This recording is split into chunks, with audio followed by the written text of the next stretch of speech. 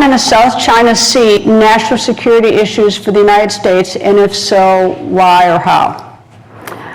I'm just going to be honest here. I'm not on national security. I'm not that informed on national security, so.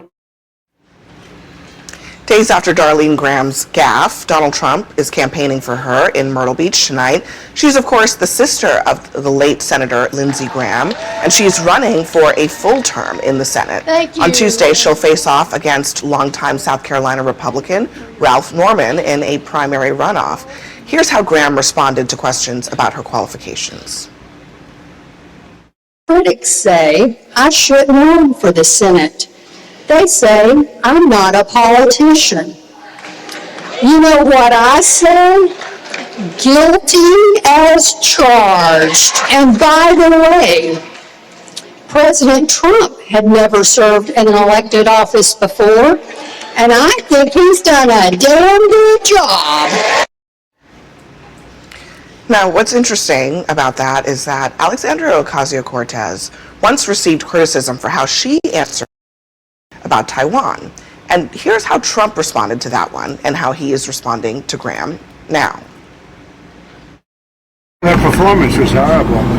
I was surprised, actually. I didn't know she was stupid. She had no idea. I don't think she knew what Taiwan was. That was the problem. All she was is being honest. She's very smart. She's totally for the military. I mean, she's going to do what the military wants and really what the president wants. She is a terrific woman who answered. I watched that. I thought it was a very honest answer, actually. So much for meritocracy. Also, I feel like I've seen this movie before. It's a Palin moment, actually, her comments on the stage tonight, which, Adam, I'm not sure you were around for that one. But yeah, I mean, this is actually, it's such a stunning moment because it's almost like copy-paste exactly what happened to AOC, but the reaction's very different. I overall don't think Americans like the idea of people inheriting their family members' seats. We're a democracy, we're not a feudal monarchy where you just take over your family member's seat right away. Well, Lindsey Graham passed, it was tragic, but the entire Republican Party then united around Darlene Graham, and it's very clear she's a bit green, like she's a bit early on, and if you're not able to answer these fundamental questions, then the question is, why are they endorsing her? They just want a rubber stamp on all of their policies, and it's MAGA in a nutshell, because she's uniquely loyal, she seems rather incompetent, but she did invoke trans issues on Fox News after to try to pivot the attention away. So it's no substance, all culture war issues. I don't want someone like that in the Senate. It pains me incredibly to agree with anything that Adam Mockler said. I'll get there in a second. I think it's different than AOC because AOC has been in the House of Representatives since 2019. Her moment on Taiwan, I think it was the Munich Security Conference, was this year. So she's been there for a long time. Darlene Graham has been there for literal days. I would also add that AOC actually, after stumbling for a couple of seconds, she actually answered the question, and she answered it correctly. It's just that it took her a while to get there. But yes, I mean, she's a sitting U.S. Congresswoman. But it's not that she didn't say anything at all, which is what happened with Darlene Graham. She was just like, I don't know anything about this, so I'm not going to answer the question. So here's the part where I will agree with Adam, is on the inheritance. Mm-hmm. And in this seat, for this seat in particular, in South Carolina, it has been held by two people over the course of 70 years. You had Strom Thurmond, who was in it for 47 years, Lindsey Graham, who was in it for 23 years. In my home state of Indiana, both of our U.S. Senate seats have been occupied by 6 different people over that course of time. Mm-hmm. So here you have effectively just handing it to the same person for what could end up being 80, 85 years, who knows how long. In her defense, though, it was an honest moment. Her first time on the political campaign trail was August 1st. Her first in-state interview was August 4th. The first round of this election was August 11th, and the runoff is going to be... I don't think she's going to be successful. She's had so many firsts. She's a new woman. Okay, no, but I don't think she's going to be successful, and I don't think she should be. And this exposed why she shouldn't be, because she's in... Any other job, you wouldn't get to do this. There's 100 people in this entire nation that get to be a United States Senator. I mean, there's 5.5 million people in South Carolina. The barometer for this cannot be who knew Lindsey Graham best. That's not. My brother's an OBGYN. If he died, and would they let me be the OBGYN? Would I get to birth, have these babies? Like, it's enough that she is the sister of the late senator and has the endorsement of the president. But look, I think that there's a decent chance that Donald Trump come Monday night is going to double endorse like he did in the governor's race and give his stance around Florida as well if it looks like an obvious win. I don't think that's going to happen at all. You're talking about someone with the Freedom Caucus that they are known obstructionists, that is not really going to be aligned with the MAGA agenda. I don't think that's going to happen. But I do think that, her appeal to people is the fact that she is not a professional politician. She is not polished. I blame this gaffe. Don't forget, Joe Biden was the king of gaffes, and he was still the president, so I don't believe being too honest. You're invoking the name. But here's the thing. Being too honest doesn't disqualify you. There are so many other behaviors that disqualify people from these roles. Just look at Jay Jones. He talked about killing Republicans. That should have disqualified him. Can the Republicans here just admit that it should be disqualifying if you don't know the bare minimum about Taiwan and China? Like, that should be disqualifying. No, because look, you don't think that's disqualifying? That is not not anything about she foreign policy? she has areas of expertise and other things. She was just saying in that specific area, everyone knows you have staffers. Everyone knows that you get on committees. I don't think she's going to be on the So foreign Donald policy Trump is going to pick the staffers that are surrounding her so that she can rubber stamp any war that he wants to get into, like the Iran war. I mean, we need a Congress that can actually check the president when he's getting into these wars. And again, Yanis made this point. United States, okay, there are only 100 of those people. This is an administration who has for the last 18 months railed against people that they claim are not qualified, against DEI, against black people and women in the military and other parts of the government. Just a taste of what they've been saying.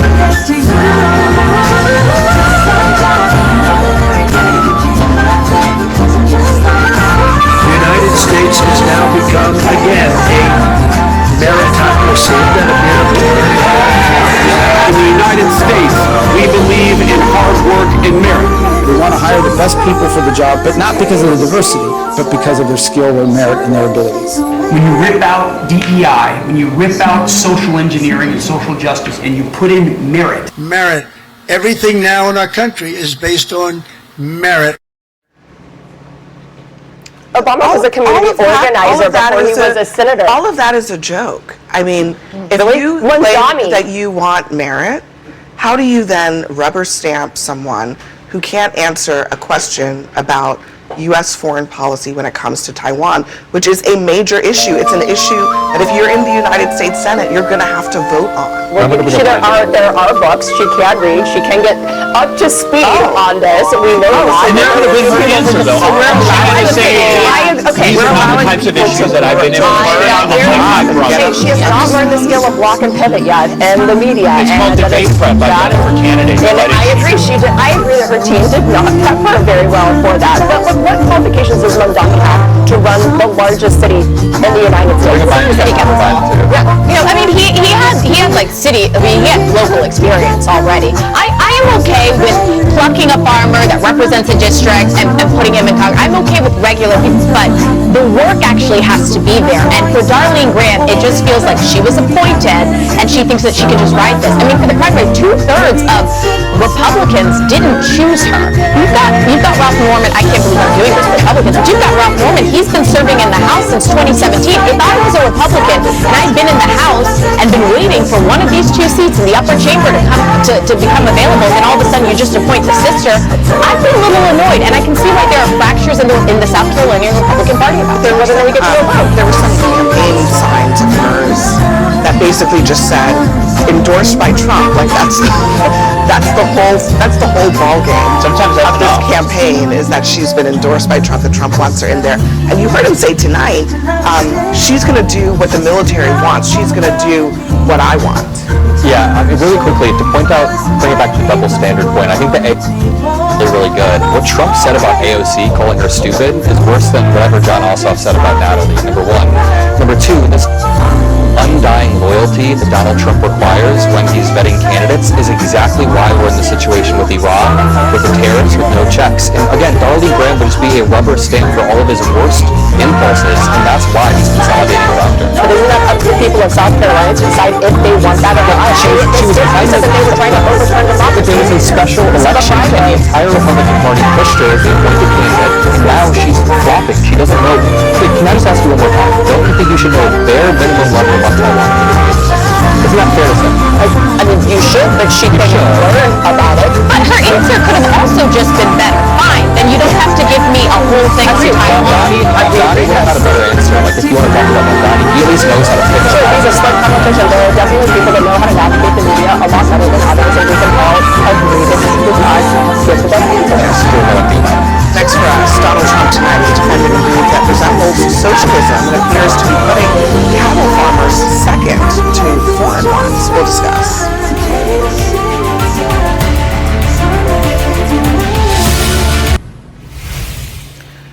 For years, MAGA has slammed socialism and communism, but tonight, the face of the movement is announcing price controls. Yes, right here in America. That's in response to a crisis partly of his own making. Today, Donald Trump announced that he's negotiated a deal to lower beef prices by temporarily allowing beef to be imported into the U.S. without triggering high tariffs. Trump says that the imported beef will come at a 25% discount to current market prices. The cost of beef has skyrocketed amid a drop in the number of U.S. cattle, persistent consumer demand, and limits on cattle from Mexico, where ranchers are confronting a flesh-eating parasite. Now, Trump's 50% tariff on Brazil, a major beef exporter, are also making things worse. But as the president faces criticism within his own party for undercutting domestic beef production, he won't even say where this foreign beef is coming from.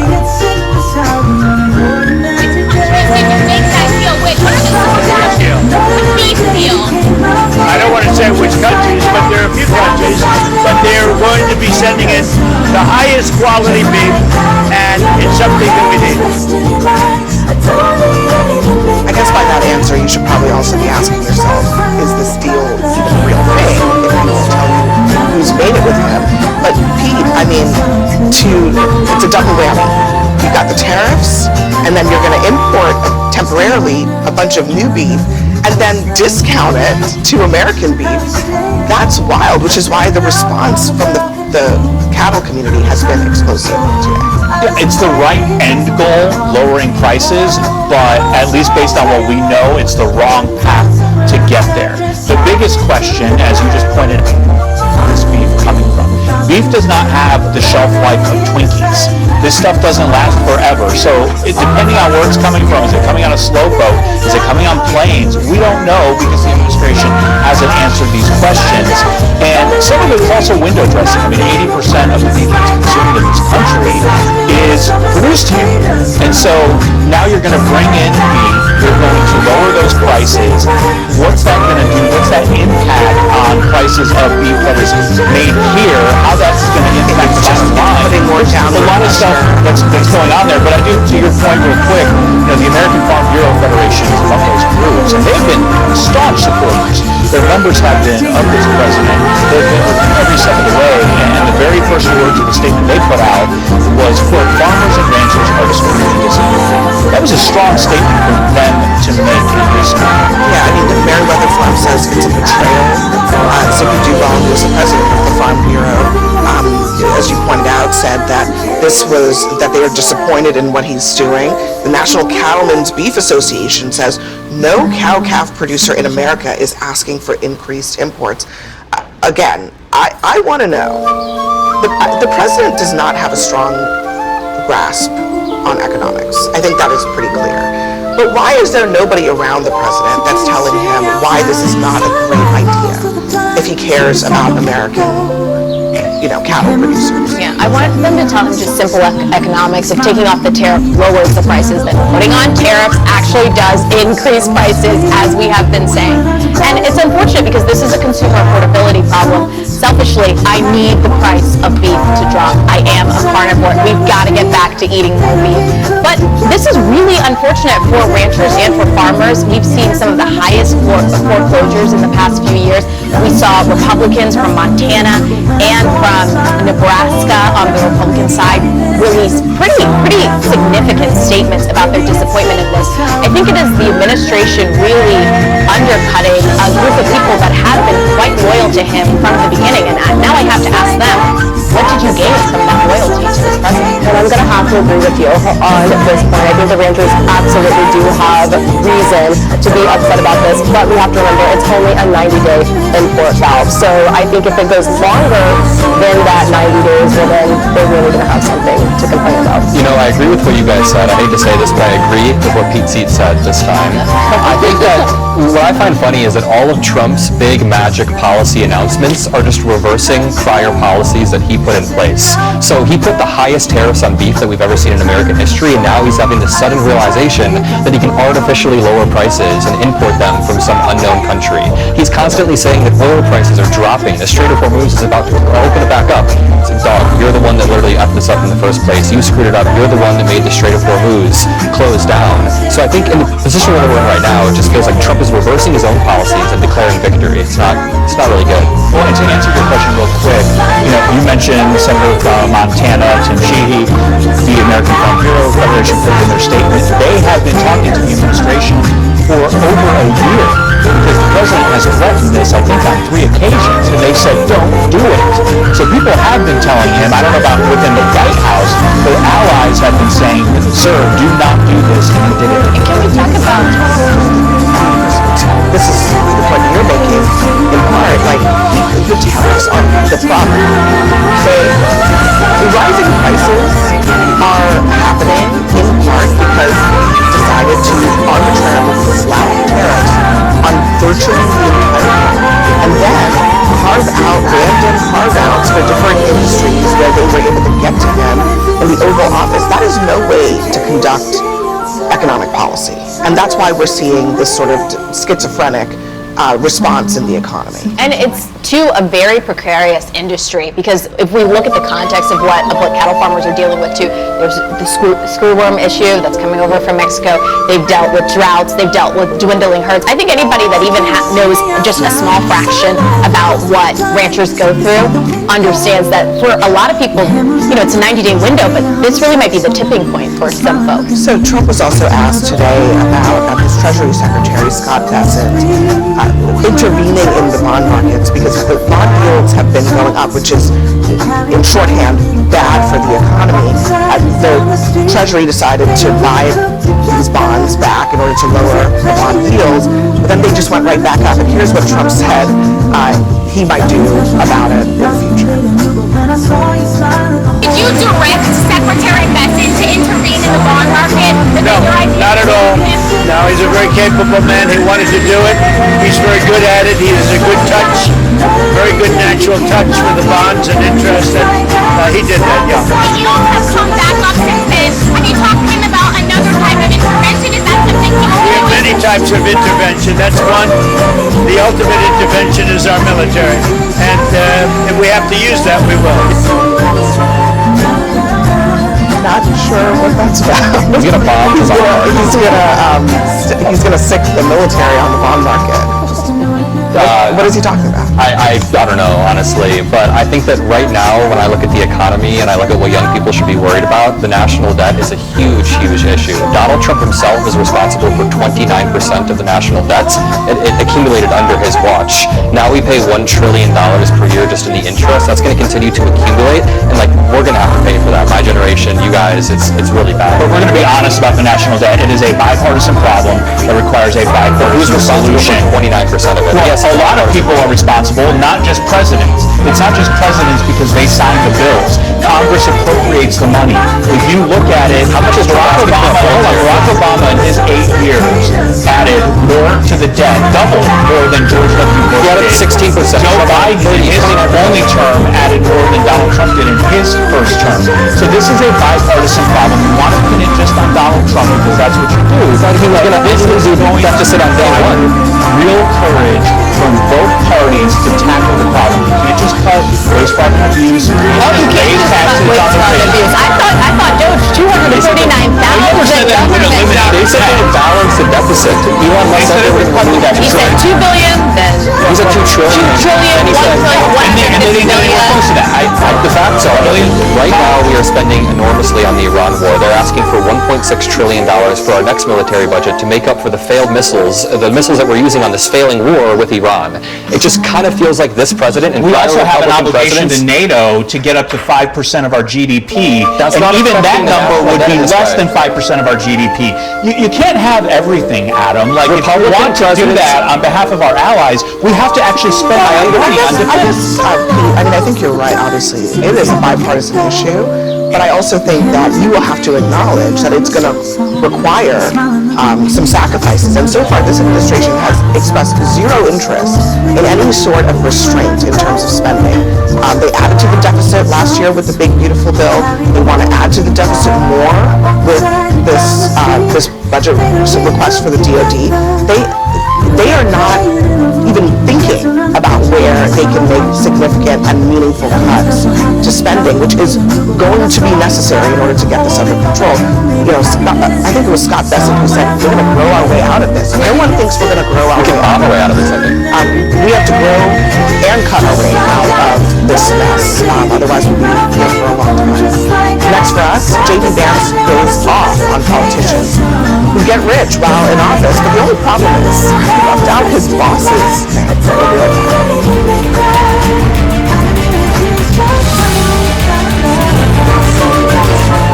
Not calling the kettle black? At a campaign stop in Battleground, Ohio, J.D. Vance touted the president's economic agenda for average Americans, and he called out politicians for doing this. Our politicians, and frankly the cronies in the private sector, people who didn't want to build in America like Cleveland Cliffs, but people who were happy to build overseas, they got rich, and communities like this one got poor. Politicians, think about this, who came to Washington with a few $1,000s in their bank account, left after decades of public service with millions in stock portfolios. And what did all of you get? What did we get? But Vance's boss is among those who have profited while in office, just with a lot more zeros. In fact, according to Forbes' latest tally, Trump's net worth has nearly tripled since returning to power and currently stands at $6 billion. Now, the president, this is just like really in the last 8 years. He has gone from making, still a lot of money, a couple of $1 billion on his real estate deals, to $6.5 billion almost exclusively from things like cryptocurrency, real estate investments, including some foreign deals that have been happening while he's in office. How do you justify that? It's not a secret that President Trump came into office already a wealthy man. This is somebody who's not even taking a salary. That's not what the American people are having a problem with. They have a problem with people like Nancy Pelosi who come in there and make $174,000 a year, and then their stock portfolio goes up when they leave 16,000%. So that is the thing that the people are having an issue with. About $4 billion in 18 months. You think that's like a normal thing that people just expect? Is it a normal thing to go from nothing to over $400 million like what happened with Nancy Pelosi?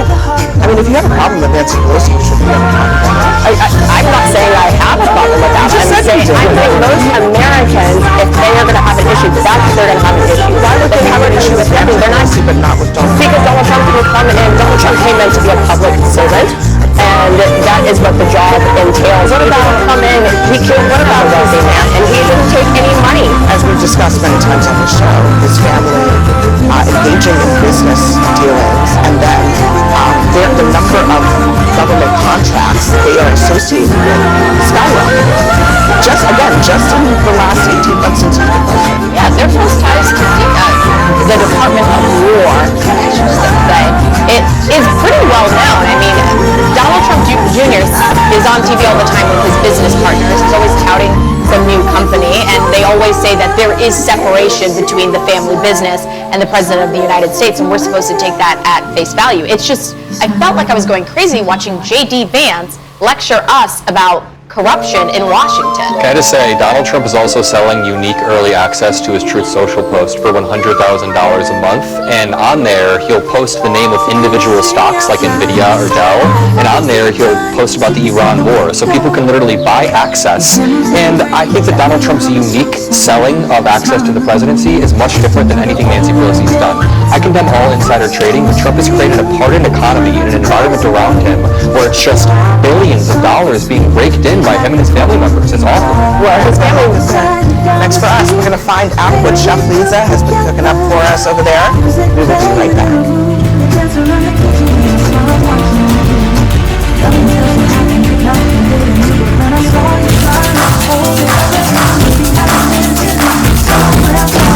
Your gut is like a garden, growing both good bacteria and bad. That balance is key to a healthy gut environment. Benefiber's plant-based prebiotic fiber gently nourishes the good bacteria, working with your body to help your gut and you flourish effortlessly every day. Grow what feels good with Benefiber. Ergo Smart Base from Tempur automatically responds to snoring, so no more hiding under your pillow, because this system actually detects snoring, then adjusts to help reduce it. Don't miss our biggest sale of the year with savings up to $700 on select adjustable mattress sets.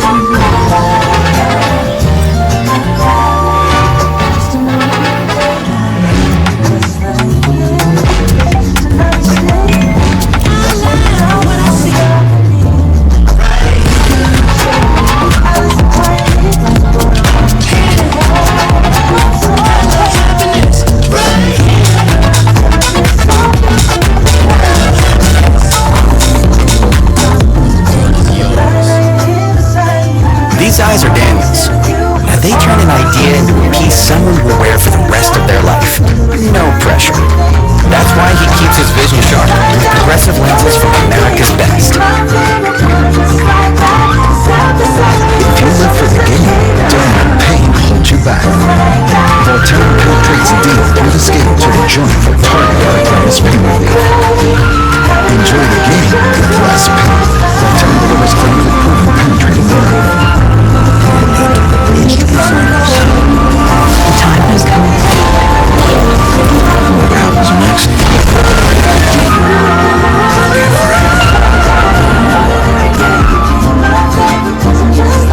The Welcome Home celebration is going on now, and this is your best chance to get into a Mercedes-Benz GLC or GLE. Smart, intuitive, more personal, and now, more attainable. Experience the technology, the luxury, and the personalization for yourself. Hurry in for exceptional lease and financing offers now during the Welcome Home celebration. The wait is over. It's a joke?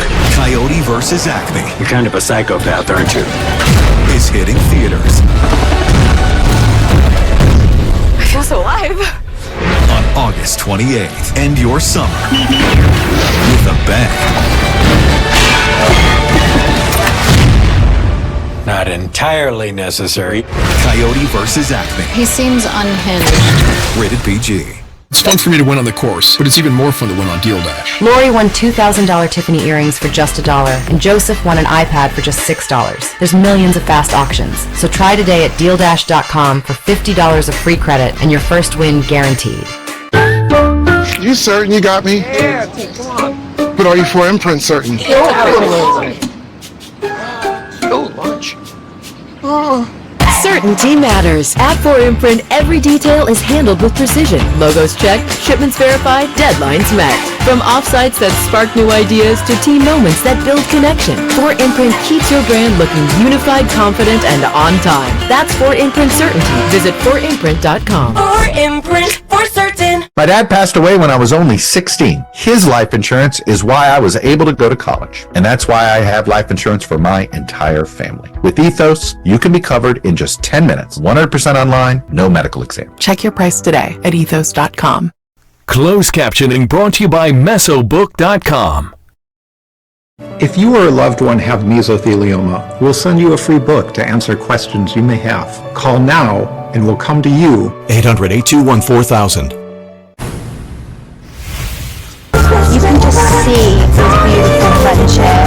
These girls that have come to strong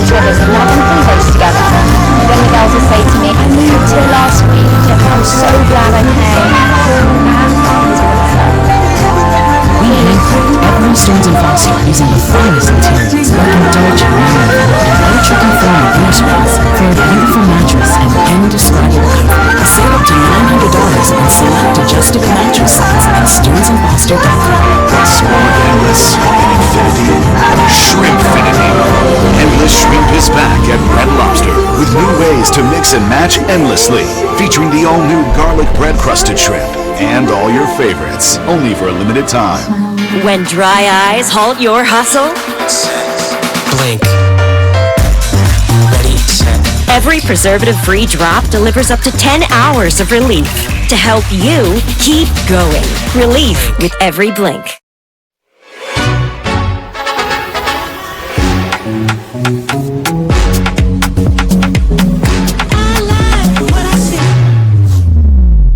Pentagon, not for any administration, not for any policymaker. I'm here to cover the military community. My next guest says that statement of editorial independence got her fired from her job as a reporter at the military newspaper Stars and Stripes. The paper is government funded, but historically it's been editorially independent, no influence from the Pentagon. But today, the Pentagon fired the publisher, editor-in-chief, and that reporter for, quote, insubordination related to those comments that you just heard in an interview with CBS News. The reporter who was fired, Laura Cordy, joins me now. Laura, I mean, people hearing that statement and then hearing the word insubordination, they probably can't even square it.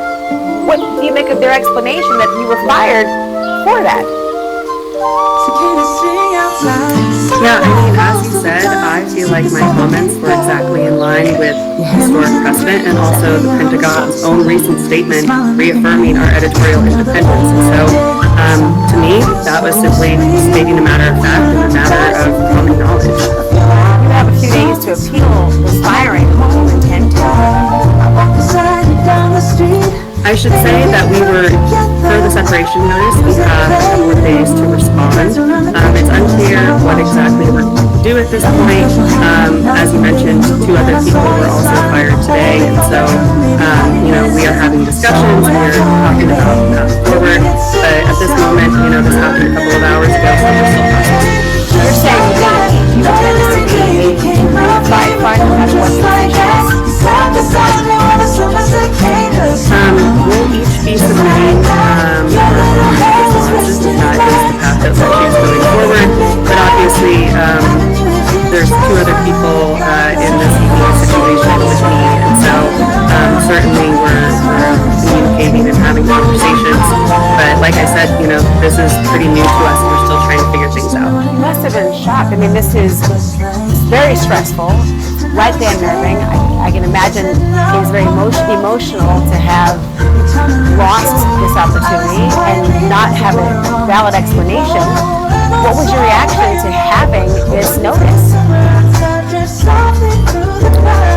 Certainly it was shocked because, as I mentioned, I feel like my comments were very much in line with the publicly stated policies and precedent and tradition. My initial reaction to this is just concern for the military members and the military community. They've trusted us with their stories. We've been telling them, especially over the last 6 months in the conflict abroad. These are stories that I think are very important. I'm proud of the coverage that we've done, and I sincerely hope that Stripes will continue doing this coverage. Do you think that played a role somehow in the It's unclear. The separation notice didn't mention anything about coverage specifically. I will say that we've been focusing on some really important issues in recent weeks and months. I followed Allison back, an excellent reporter, covered the hardships faced by members of the military, USS Abraham Lincoln, really important story. Just today, actually, a couple of hours before we got this notice, I was working on a story about military families evacuated from Bahrain and the challenges they're still facing. The new head of the paper, Navy Captain Bill Urban, he wrote in a letter to the staff that the Defense Department gave, quote, received multiple assurances that it was committed to the editorial independence of Stripes. Are you convinced? I would be very interested to see how that statement and how that commitment plays out in the coming months. I'm glad to hear that at least in writing that leadership is committed to the editorial independence of Stars and Stripes. that's what I was, expressing when I made those comments to CBS. And so I do truly hope that that is the case going forward. Thank you so much for joining. I'm sorry that this is morning, and I look forward to what happens next. Thank you. Up next, the Commander-in-Chief's ballroom gets a temporary lifeline courtesy of the Supreme Court.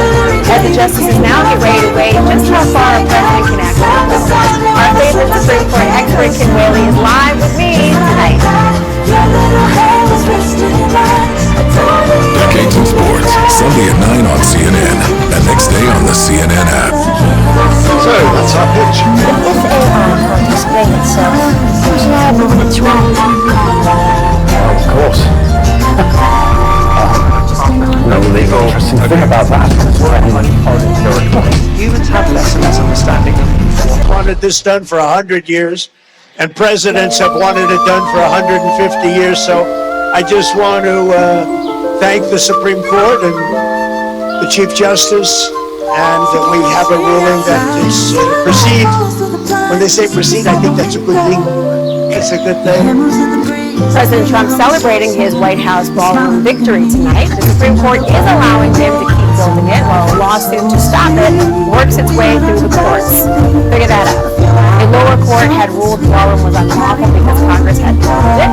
But the administration is appealing. It's unclear when the full Supreme Court will rule on the legality of the project. However, bringing forth federal prosecutor, author, and professor at the University of Baltimore School of Law, Kim Whaley. First of all, you know that phrase, ask for forgiveness, not permission?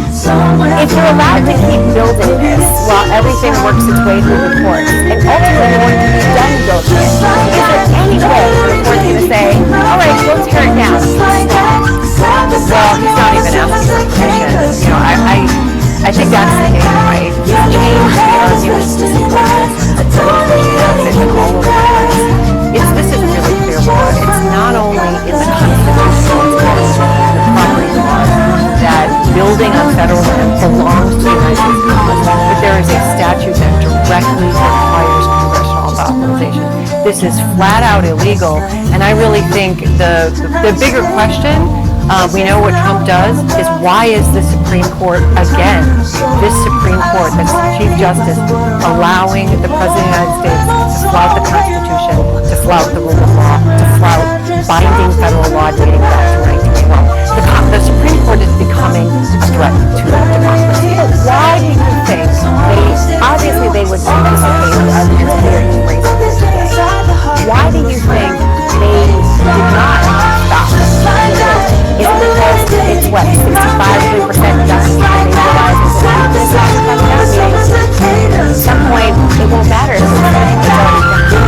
Well, as you know, this was a stay that was filed by the president. There are standards for getting a stay. The president has to prove that the president will be irreparably harmed. So what the Supreme Court could have done is said, we're out.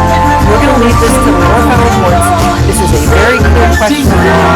Let the lower federal courts play out, and then at some point, if we decide there's an actual there's a legal question that needs deciding, we'll step in. But this court steps in to help Donald Trump, and we talked about it many times, due process clause, Fourth Amendment, many cases, the appropriations clause, lots of places where the court has just said, yeah, we're going to let Trump do what he wants, and Trump knows this. There are areas they have not done that, though. You called them a threat to democracy, but there are areas that they push back on tariffs. You've got Lisa Cook, for example, in the Federal Reserve. I mean, I could pick out different aspects that the court has done things that have tried to check and balance the power of another branch.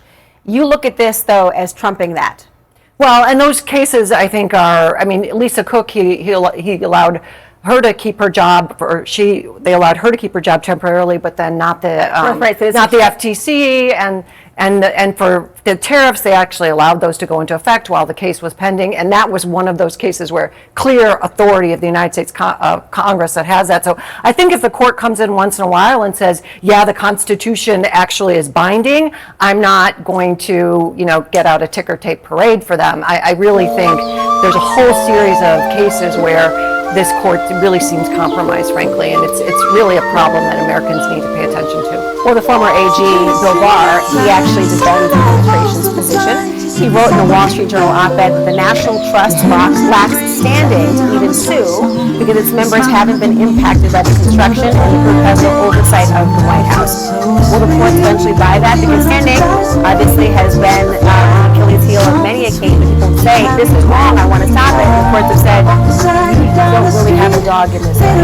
Yeah, the key standing case is called Michaelson versus Defenders of Wildlife, and in that case, the court said that having an aesthetic injury, that you frequent a place, that case had to do with animals in the wild, and it's painful for you to not be able to see what you want to see. That's sufficient injury for purposes of standing. That is a bedrock principle of constitutional law. And the plaintiff here says, listen, I'm actually into historic preservation. She has some expertise in that, and she's saying, I'm one of the representatives of this association. Listen, this White House, I can drive by and see what an atrocity it is to the eye. He says eventually it won't be.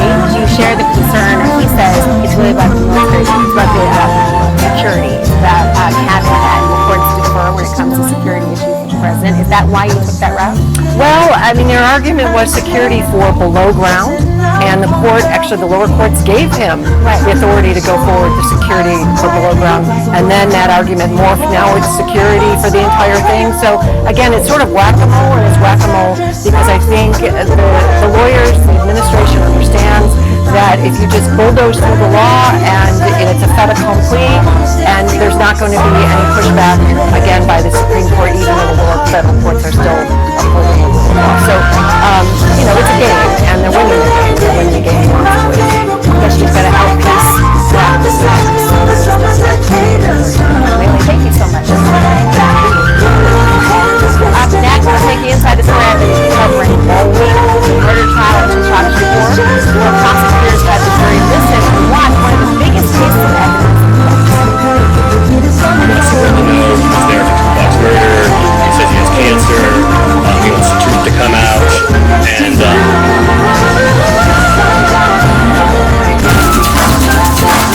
And the Tupac Shakur murder trial just wrapped its first week with a moment that caught everyone off guard. The defendant, Dwayne Keefe D. Davis, spoke up for the very first time, but he wasn't on the witness stand, and the jury was not in the room. He lashed out at prosecutors just after the jury went to lunch. They keep giving out my address. They broke in my house, vandalized my house, vandalized my white car. You know what I'm saying? Because they keep giving out our address.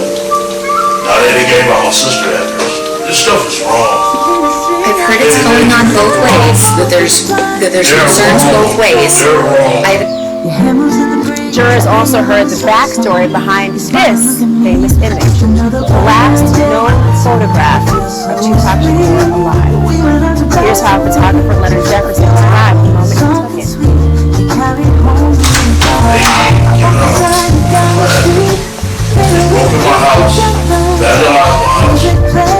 I wanted to tell you what he said. He talked about how he saw Tupac Shakur on the strip as he was driving and said, "Hey, Pop."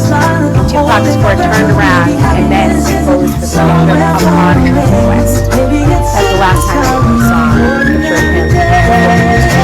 The next guest knew Tupac not just as an icon, but as a close personal friend. On the record, he was one of the very few friends who watched him. Filmmaker at Thank you. I'm sorry. It's 30 years past. You know, your closeness is still the prosecution this week used Keefe own words to make their case, where you hear him tell officers straight up that his crew was behind the murder. Do you believe it really happened? First off, thank you for having me. It's a pleasure to be in this conversation with you. Mr. Davis has been saying one story for a couple of decades. He's made books. His own words have been used to sort of build a case against him. You really take a man for his word, especially if it's been telling the truth. He even adds to it, just like allegation, Sean Diddy saying that he sexually contacted Now, Diddy's team says he's taking this and Davis has denied involvement.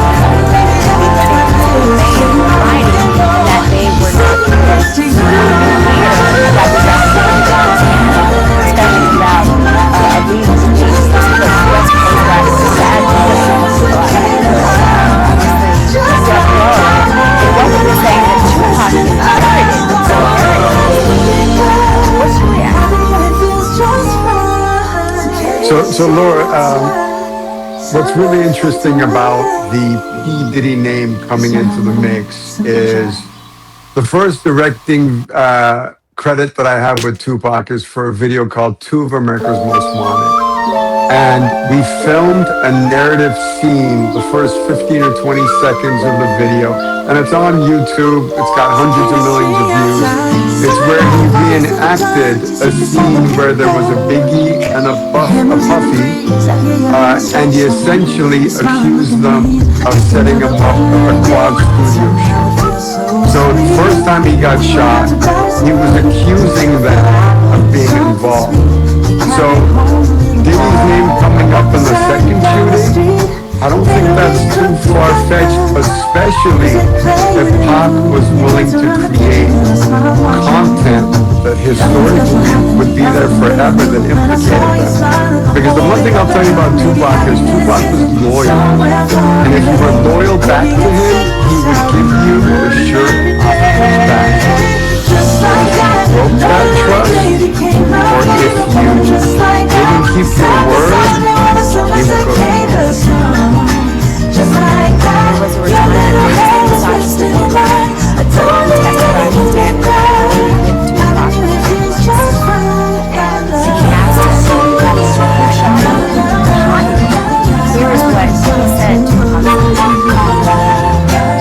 He was still talking, and I was trying to convince him to tell me the name of whoever his assailants were. And did he ever respond? Yes, he responded, no, we'll take care of it. Something like that. No, we'll take care of it. Something like that. That's the only thing you were able to gather from this situation. I couldn't get him to talk to me any further. Does that sound like something that you love when you're here?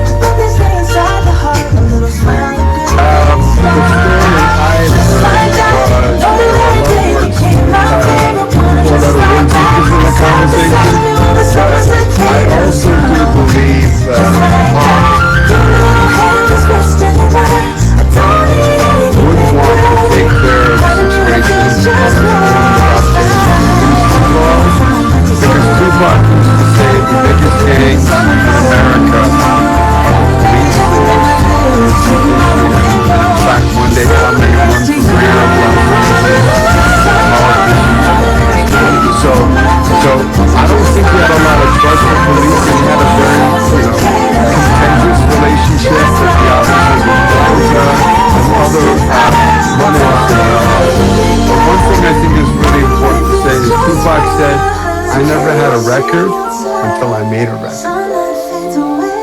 I have to ask you quickly, because you were in the hospital in his final moments, and as he died in that hospital, I know that there was testimony that his mother tried to contain whoever would come in and out. People were trying to get in that room, trying to take photos and all sorts of things to exploit him in this state. If you could say anything to Tupac, knowing everything you know now, what would I say to Tupac? I would say you were a Luke Skywalker surrounded by nothing but Darth Vader. It's time to shake them before they take you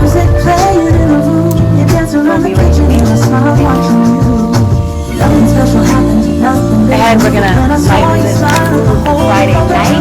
I got a new star witness. Here's Sam with baseball legend Darryl Strawberry, and our conversation is next.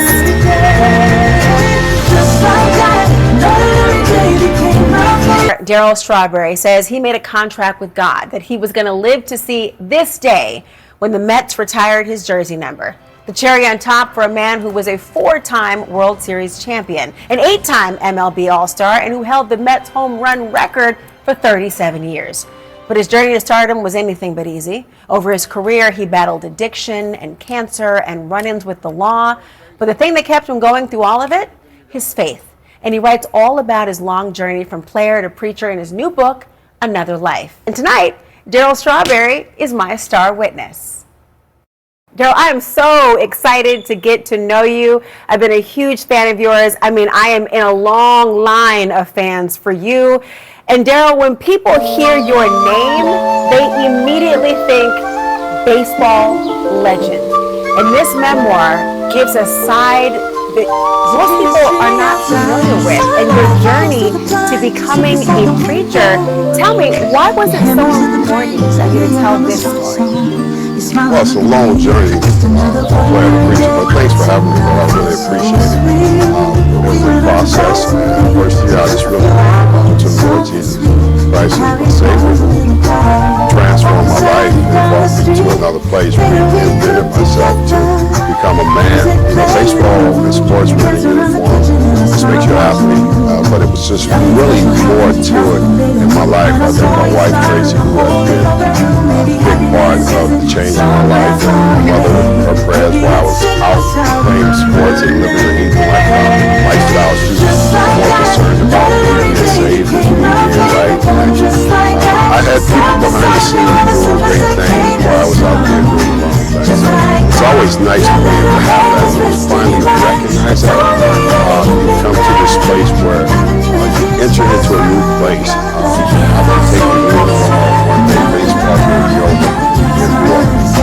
What was the quick moment for you that made you say, I've got it?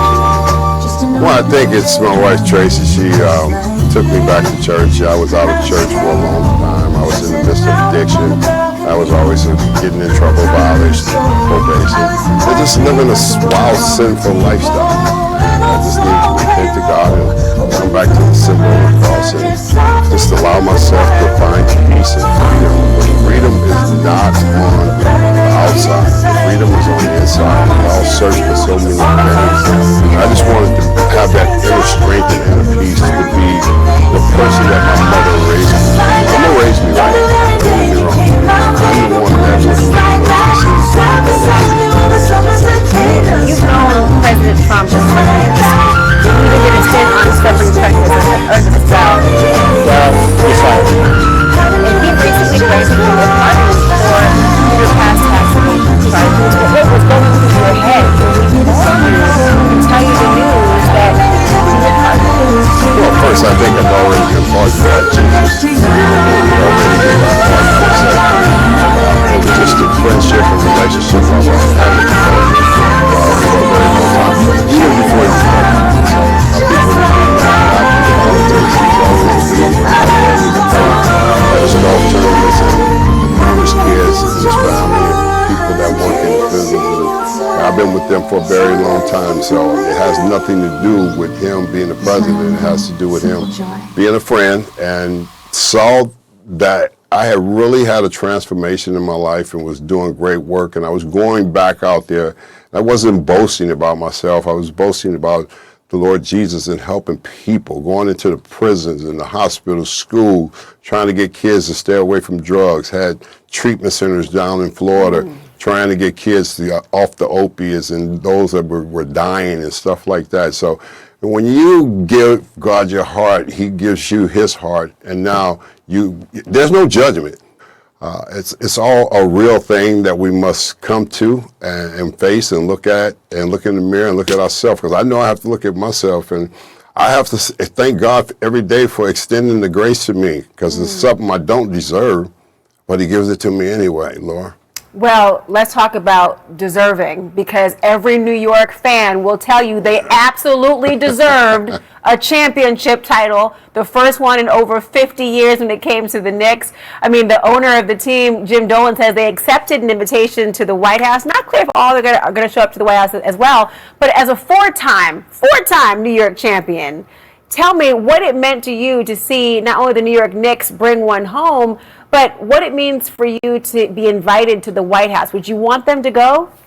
I was thinking about, the Knicks, they were just like us in 1986. The city embraced them and they captured the city of New York. New York is a very special place, very unique place, very hard to win because there's a high demand on you. So congratulations to Mike Brown and his team and the entire organization. I've been a fan from back in the 80s when they was not good, but to see them where they're at, it's up to them. I'm not in the middle of that. I have no opinions either way. It's up to the organization, up to the players. I would tell players, me personally, I would never put politics in front of what you accomplish. What you accomplish as an athlete is very difficult to do. It doesn't mean you're going to always get that opportunity and have that window where it's going to be open for you to walk through. And they've been able to walk through that, and that's one thing I'm proud of. Well, there you go. Well, let's talk about this because talk about hard it is. For 37 years, you held the franchise record for the most career home runs in Mets history. And that was until just a year ago when Pete Alonso broke your record with his 253rd home run. And you wrote in the book that you were working with Pete the whole time. How did it feel watching him take that crown you wore for decades? 37 years. At some point, records are meant to be broken. You can't have them forever, but it's still for a very long time. And I like Pete. I had a lot of great conversations with him. He just always asked me questions about being in New York and what it's like to win there. And I said, it's great. It's a feeling that you will never experience like anywhere else. The fans will never, ever forget you playing in a city like this. So, congratulations to him. I know he's moved on. I hate to see that. I wish he could have went on and continue to have more success in New York because this is home for me. I mean, winning 4 championships and being able to come back here and do the things I do now and, have a new book and out there to encourage people that whatever you do, it's just don't quit. And that's what any athlete, any person that's out there is just don't give up because you never know the miracle that God has behind your life that's waiting for you. Really profound. I love to hear you say that. I have a couple questions I always ask you because I really want to get into your mind and your brain. Although hearing how devout you are, I think many people understand the aspect of it. So let me ask you this, Strawberry. Who's the last person who told you no? Were they right? The last person that told me no was my wife. Chloe was married. She was like, no more for you. We're not living this way. Happy wife, happy life. There you go, girl. Let me ask you this one. What do people assume comes easy? I think people assume that when you play sports, it's very easy because they think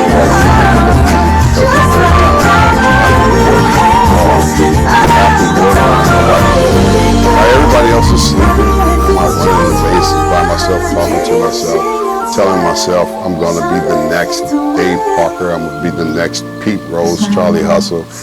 Those are the kind of things that inspired me to become great at what I was doing. And a lot of people don't see that part. They just see the part when you run out there and you have the uniform on and now you excel. And that's very difficult to do. It's not that easy just to go out there and do it. What do people misunderstand about you? Well, I think they misunderstand a lot of misunderstandings about my personality when I was like I was because I was bitter and I was angry.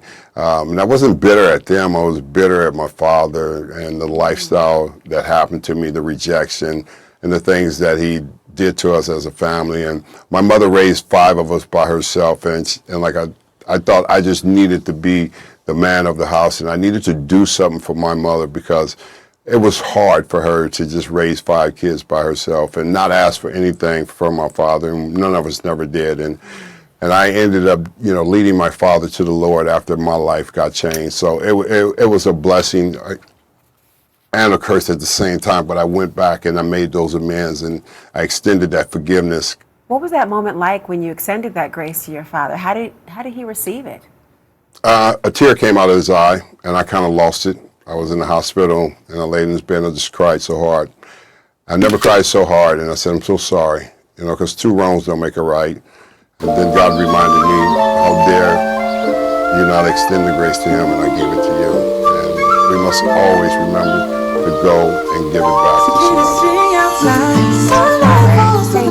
His book again is Another Life. Thank you all for watching. The story is with Elex Michaelson. Is